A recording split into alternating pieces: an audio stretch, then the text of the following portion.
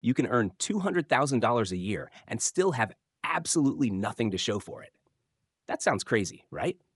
But it happens every single day to people who look incredibly successful on the surface. Nice cars, fancy apartments, expensive vacations. And yet, underneath all of that, their financial foundation is basically quicksand. The reason this happens comes down to one number, a number that most people never calculate, never track, and never even think about. But the wealthy, they check this number obsessively. We're talking about net worth, and by the end of this video, you're going to understand exactly what it is, how to calculate yours right now, the three biggest mistakes people make that keep them feeling rich while actually getting poorer, and the exact strategies wealthy people use to grow this number year after year. Here's the uncomfortable truth that nobody talks about at dinner parties. Income and wealth are completely different things. We live in a culture that celebrates high salaries. We treat people who earn a lot of money like they've figured it all out. But here's what's actually true. You can have an enormous income and simultaneously have a net worth of zero. Or worse, a net worth that's negative. Think about that for a second. There are people walking around right now earning six figures who are technically poorer than someone with no job and no debt. How is that possible? Because of what we call the income illusion. Let's make this real. Imagine someone we'll call Jordan.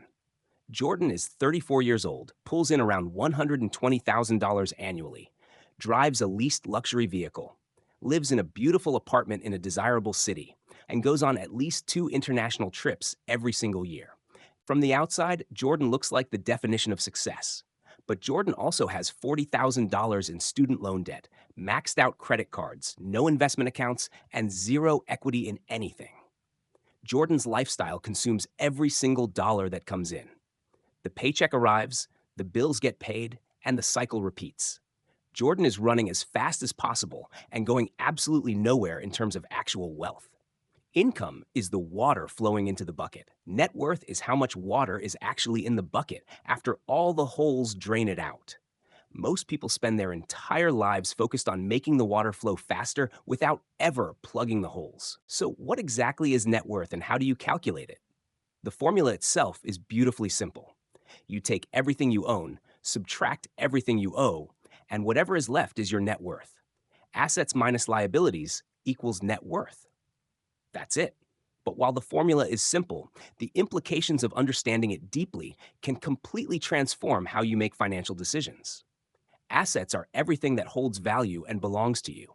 We're talking about your home if you own one, your investment accounts, your retirement funds, your savings, any business you own, valuable property, and yes, even physical assets like jewelry or collectibles. Liabilities are everything you owe to someone else. Your mortgage balance, car loans, student loans, credit card debt, personal loans, any money you need to pay back. You subtract the second number from the first, and that's where you actually stand financially. If the number is positive, great. If it's negative, that's not a reason to panic, but it is a reason to take this seriously, starting today. Here's something that shocks most people when they first learn it. According to Federal Reserve data, while the average American household net worth sits around $1 million, the median net worth is closer to $190,000. That gap exists because a small number of incredibly wealthy households pull the average way up. The median tells you what's actually typical, and when you factor in age, career stage, and debt loads for many Americans, that number can look even more sobering. But knowing where you stand is the first step toward changing it. Now let's talk about the three mistakes that make people believe they're wealthier than they actually are. Mistake number one is treating depreciating assets like real wealth. Your car is worth something today, yes. You can list it as an asset technically. But here's the problem. Cars lose value almost immediately and they keep losing it over time. The same goes for electronics, fashion, furniture, and most consumer goods. People look at everything they own and feel wealthy, but much of what the average person owns is actively declining in value. True assets either hold their value or ideally grow over time. Stocks, real estate with equity, business ownership, these are the kinds of assets that actually build lasting wealth.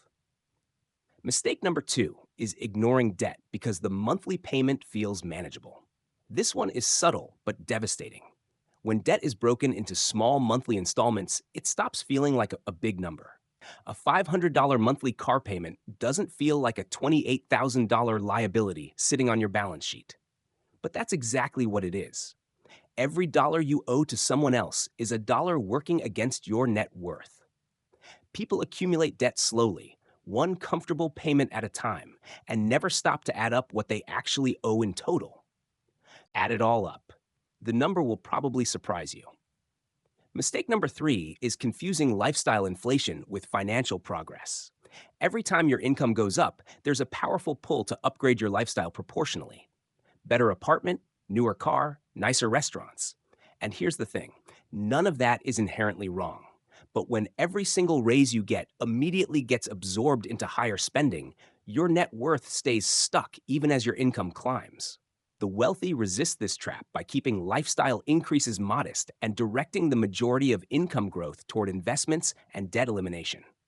So, how do you actually grow your net worth? There are 3 moves that matter more than anything else. First, measure it consistently.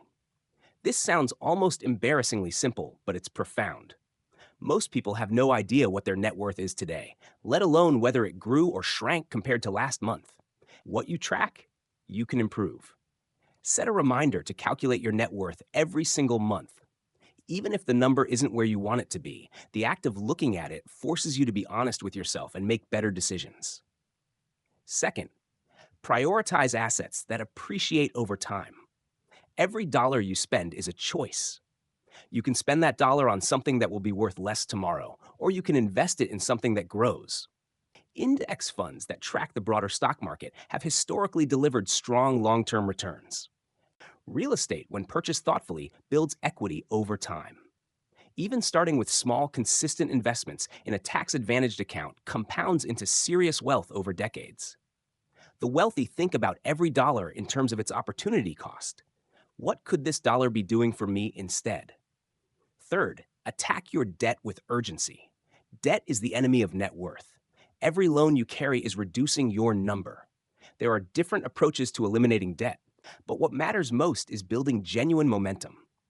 Some people prefer to knock out smaller debts first to build psychological wins and motivation. Others attack the highest interest rate debt first to minimize what they pay over time. Either approach works. What doesn't work is making minimum payments indefinitely while adding new debt on top. Here is the thing about net worth that separates wealthy thinking from everyone else's mindset. A high net worth isn't just a number on a spreadsheet. It's financial power, it's leverage, it's options. People who have built significant net worth can borrow against their assets rather than selling them. Investors borrow against investment portfolios. Homeowners borrow against their home equity. Business owners borrow against their company's value. This strategy lets wealthy people access capital for new opportunities without triggering the tax consequences of selling their assets, while those assets continue growing in the background. Your net worth, when large enough, literally works for you around the clock, whether you're awake or asleep. Think about this contrast clearly. People focused only on income work for money. People drowning in debt work to make minimum payments. But people building net worth are doing something fundamentally different. They are creating a machine that generates options, security, and eventually freedom. Net worth is what determines whether money stress is part of your life or whether money simply becomes a tool you use strategically. Start calculating yours today. Track it monthly. Make decisions based on what actually moves that number, not on what makes you look wealthy to people who don't care about your bank account anyway. The scoreboard of your financial life is waiting for you to start paying attention to it.